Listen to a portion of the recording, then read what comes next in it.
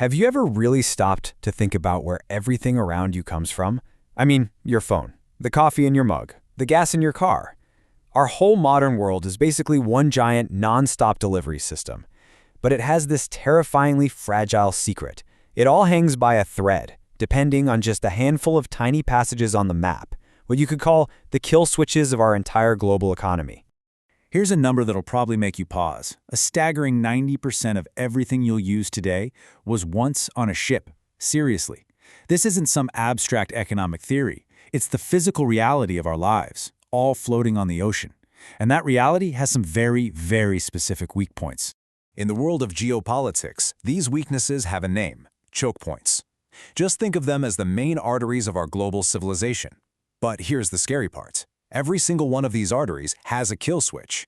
If even one of them gets flipped, the whole system doesn't just slow down, it flatlines. So today we're going to take a tour of the 5 most critical choke points on the entire planet.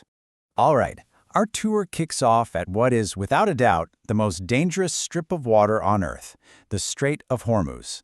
You know, at its narrowest point, the actual shipping lane is just 2 miles wide. That's it.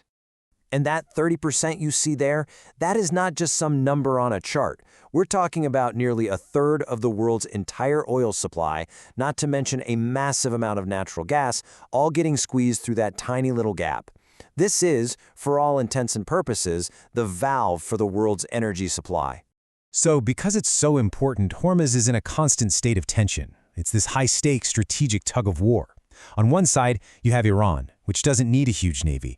They use things like fast boats, smart mines, and missiles fired from the shore.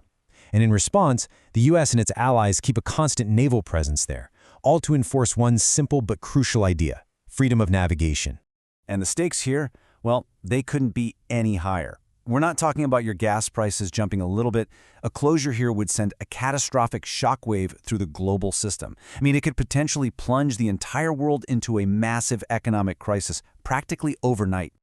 Okay, so our next stop is the Strait of Malacca. If Hormuz is the world's oil valve, you should think of Malacca as the lungs for the industrial powerhouses of Asia. It's the main superhighway between the Indian and Pacific Oceans. For countries like China, Japan, and South Korea, this strait is literally everything. It's how they get the oil they need from the Middle East, and it's how they ship out all the cars, phones, and everything else that powers the rest of the world. And this total dependence creates this deep strategic fear in China, a vulnerability that's actually known as the Malacca Dilemma. But what's interesting here is that control means something totally different. It's less about military flexing and way more about cooperative management. The strait is so unbelievably crowded that the biggest threat on any given day isn't a war, but a catastrophic collision between 2 massive ships. So Singapore, Malaysia, and Indonesia all work together on everything from fighting pirates to incredibly intense traffic control. Now we're heading to a choke point that's really a 2-for-1 deal: the Suez Canal and its really volatile southern entrance, the Bab el-Mandeb Strait. Its name actually translates from Arabic to the Gate of Tears, and yeah, for very good reason. So why is it so important? Well, the Suez Canal is the ultimate shortcut between Europe and Asia. Without it, ships would have to sail an extra 10,000 kilometers all the way around Africa. And that adds weeks and literally millions of dollars to every single trip. The problem is, today, this amazing shortcut is probably the most volatile choke point on Earth. The threat here isn't from a big navy, but from non-state actors in Yemen, groups that aren't tied to a specific government. They're using relatively cheap drones and missiles to attack ships passing through that Gate of Tears.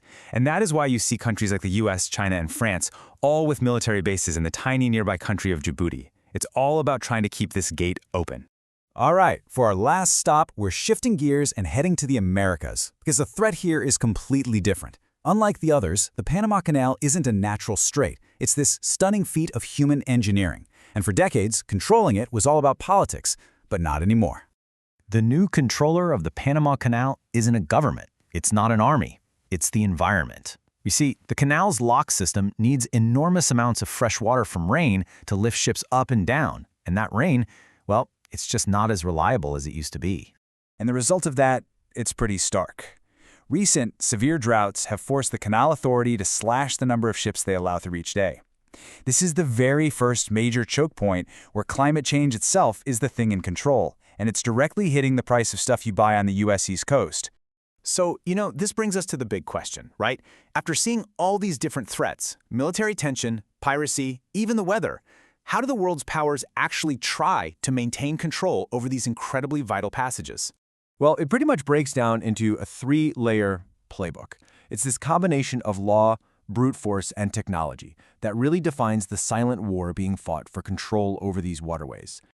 Okay, so the first layer is international law. There's this rule called transit passage, which basically says you can't just block international ships, even if they're in your waters. Layer 2 is naval dominance, because of course laws only work if they're enforced. So superpowers sail their warships through these passages on so-called freedom of navigation operations, just to make a point. And then there's the third, really modern layer, electronic warfare. Forget cannons. Today you can control a choke point by tricking a ship's GPS or by launching a cyber attack against a port. And all of this, it brings us back to one central idea. We love to think of our world as this borderless digital space where everything happens in the cloud. But that entire digital reality is built on top of a very, very fragile physical one, balanced on the flow of actual stuff through just a few narrow miles of water. This struggle to keep these choke points open is the silent, powerful engine of our modern world. And at the end of the day, the stakes are pretty simple. If the gates stay open, the world keeps running. But if they close, the lights go out.